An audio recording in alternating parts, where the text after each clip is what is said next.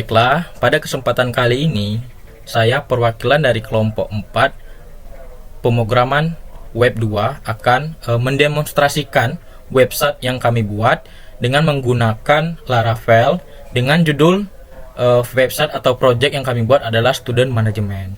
Jadi berikut adalah tampilan-tampilan yang ada pada website kami. Jadi yang pertama ini adalah halaman home. Di sini ada fitur student, teacher, course, batch, enrollment, dan payment. Berikut adalah tampilan-tampilan pada halaman student. Berikut halaman teachers, halaman course, halaman batch, dan halaman enrollment. Dan juga terdapat halaman payment.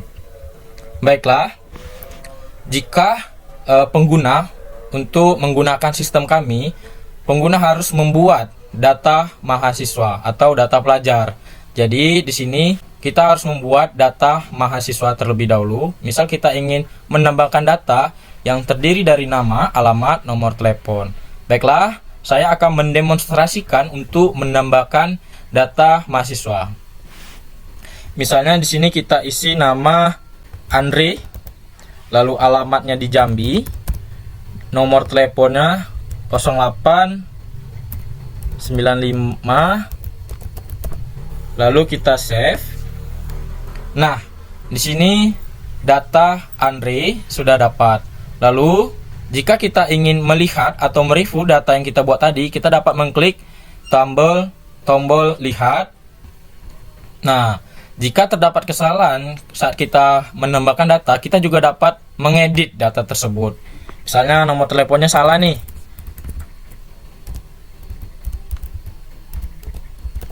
Lalu setelah kita mengedit data tersebut, kita harus mengklik button update. Nah, kita juga dapat menghapus data-data tersebut jika sudah tidak digunakan lagi. Misal kita menghapus data yang lain, hapus. Oke. Nah, lalu kita harus membuat data-data pengajar atau dosen. Sama seperti fitur student tadi, kita harus menambahkan data dosen tersebut seperti nama, alamat, dan nomor telepon. Misalnya saya akan mendemonstrasikan untuk menambahkan data dosen atau pengajar. Misal kita diisi di sini Pak Edi Saputra. Alamatnya di Jambi dengan nomor telepon. Lalu kita save. Nah, data Pak Edi sudah terlihat pada fitur teacher. Kita juga dapat untuk melihat data atau mereview data yang sudah kita tambahkan tadi. Kita juga dapat mengedit data jika terdapat kesalahan. Misalnya saya buat kota Jambi, lalu kita save. Nah, datanya sudah terganti. Lalu kita juga dapat menghapus data jika terdapat kesalahan atau sudah tidak digunakan lagi. Nah, kita selanjutnya pergi ke halaman course.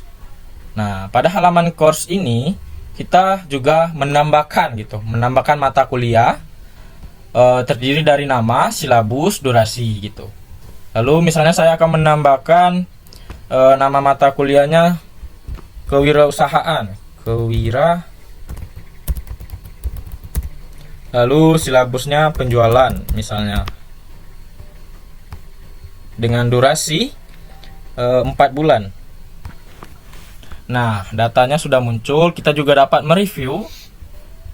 Kita juga dapat mengedit data tersebut. Misalnya durasinya 2 bulan gitu. Nah, kita juga dapat menghapus data tersebut. Lalu kita pergi ke halaman batch. Nah, di halaman batch tersebut kita dapat menambahkan.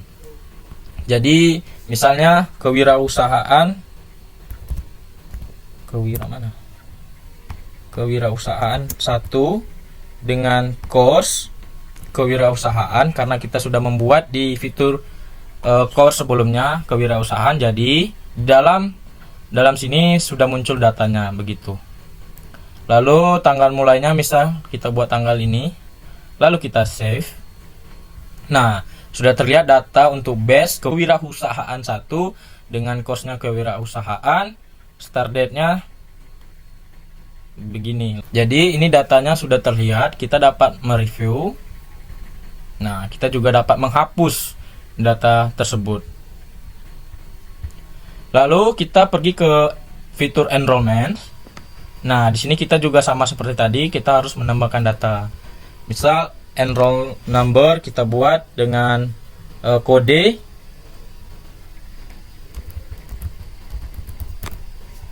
Lalu batch-nya kewirausahaan 1 dengan nama Andre.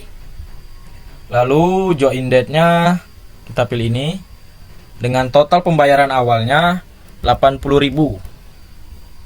Lalu kita save. Nah, di sini datanya sudah muncul. Kita dapat untuk mereview data tersebut. Kita juga dapat mengedit data tersebut.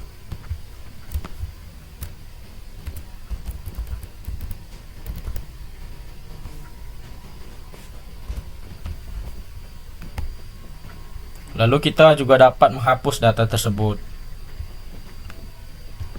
Nah, untuk di fitur akhir di pembayaran atau payment, kita menambahkannya numbernya, kita pilih yang tadi karena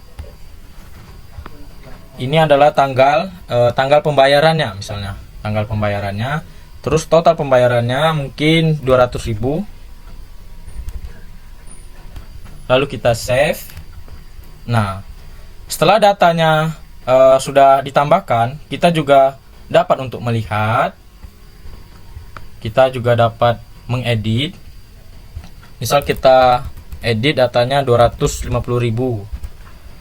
lalu kita update. Nah, lalu untuk di fitur akhir kita dapat memprint bukti pembayarannya. Baiklah, saya akan mendemonstrasikan untuk mencetak bukti pembayarannya. Kita harus mengeprint. Nah, ini adalah bukti pembayaran setelah di print. Bukti pembayaran ini dalam bentuk PDF. Lalu kita back. Nah, sekian demonstrasi dari Project Student Management. Saya dari perwakilan kelompok 4 pemrograman web 2 mengucapkan sekian dan terima kasih.